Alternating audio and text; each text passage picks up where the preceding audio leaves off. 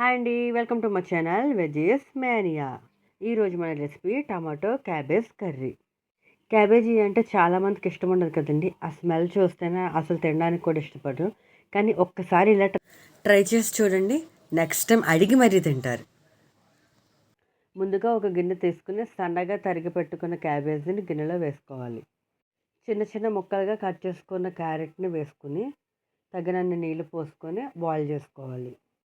ఇప్పుడు ఒక ప్యాన్లో ఆయిల్ వేసుకుని కొద్దిగా ఆయిల్ హీట్ అయిన తర్వాత పచ్చిశనగపప్పు, మినప్పప్పు, అలానే కొద్దిగా ఆవాలు, కొంచెం జీలకర్ర కూడా వేసుకొని బాగా ఫ్రై చేసుకోవాలి. కొద్దిగా కలర్ చేంజ్ అయిన తర్వాత 2-3 ఎండుమిరపకాయలు కూడా వేసుకొని ఒకసారి బాగా ఫ్రై చేసేసుకోండి. ఇప్పుడు సన్నగా తరిగి పెట్టుకున్న ఉల్లిపాయ ముక్కలను కూడా పోపులో వేసుకొని కలుపుకోవాలి.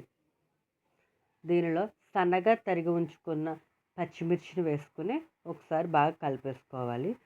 దీనిలో సన్నగా కట్ చేసి పెట్టుకున్న ఒక టమాటాను కూడా వేసేసుకొని కొద్దిగా కరివేపాకు కూడా వేసుకుని బాగా మిక్స్ చేసేసుకోవాలి. ఈ ప్రాసెస్ అంతా కూడా లో ఫ్లేమ్లో పెట్టుకుని చేసుకుంటే అడుగంటకుండా మనకి ఉల్లిపాయ బాగా వేగిపోతుంది. ఉల్లిపాయ మగ్గడం కోసం ఒక 2 మినిట్స్ మూత పెట్టేద్దాం. 2 మినిట్స్ అయిపోయింది. ఒకసారి మూత తీసి చూద్దామండి. చూసారు కదా, మనకి చాలా వరకు ఉల్లిపాయ అయితే వేగిపోయింది. ఇంకొకసారి మగ్గితే సరిపోతుంది. ఈ కూరలో ముఖ్యంగా టమాటా ఇంకా ఉల్లిపాయ పూర్తిగా వేగిపోవాలండి. అప్పుడే మనకి తినేటప్పుడు కూడా ఆ పచ్చివాసన రాకుండా ఉంటుంది. ఇప్పుడు ముందుగా ఉడకపెట్టుకున్నాం కదండి క్యాబేజీ, అలాగే క్యారెట్. చూసారు కదా, అలా పూర్తిగా అయితే ఉడికిపోతే సరిపోతుంది. ఇప్పుడు ఒకసారి మూత తీసి చూద్దాము మన ఉల్లిపాయ టమాటో వేగాయో లేదో.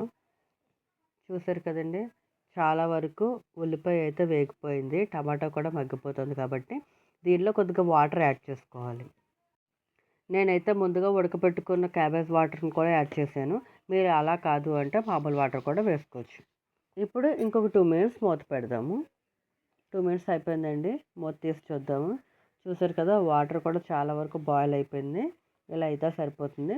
ఇప్పుడు మనం ఇందులో ముందుగా ఉడకించి ఉంచుకున్న క్యాబేజీ అలాగే క్యారెట్ ముక్కలను కూడా ఇందులో వేసేద్దాం. వేసేసి ఒకసారి బాగా కలిపేసుకోవాలండి. ఇందులో అన్నీ ఉడికిపోయిన ముక్కలే కాబట్టి మనకి కొద్దిగా వాటర్ డ్రై అయ్యేదాకా మనం కలుపుకుంటే సరిపోతుంది. ఇప్పుడు దీనిలో మనం కొద్దిగా పసుపు అలాగే తగినంత సాల్ట్ వేసుకోవాలి. కొద్దిగా వాటర్ ఉన్నప్పుడే మనం పసుపు అలాగే సాల్ట్ కూడా వేసేసుకోవాలి.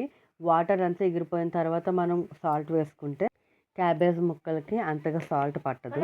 ఒకసారి మూత పెట్టి తీస్తాం కదా, చూసారు కదా, అంతా ఉడికిపోయిందండి. ఇంకొకసారి వాటర్ అయితే మనకు లేకుండా ఉంటే కర్రీ అయితే రెడీ అయిపోయినట్టే. వాటర్ ఎగిరిపోయేదాకా మనం ఒకసారి వేయించుకుంటే సరిపోతుంది. చూసారు కదండి, మన క్యాబేజీ టమాటో కూర అయితే రెడీ అయిపోయింది. మీరు కూడా ఇలా ట్రై చేసి చూడండి. ఎలా వచ్చిందో కామెంట్ సెక్షన్లో కామెంట్ చేయండి. ప్లీజ్ ఈ వీడియోస్ కనుక మీకు నచ్చినట్లయితే లైక్ చేయండి, షేర్ చేయండి, కామెంట్ చేయండి, సబ్స్క్రైబ్ చేసుకోండి.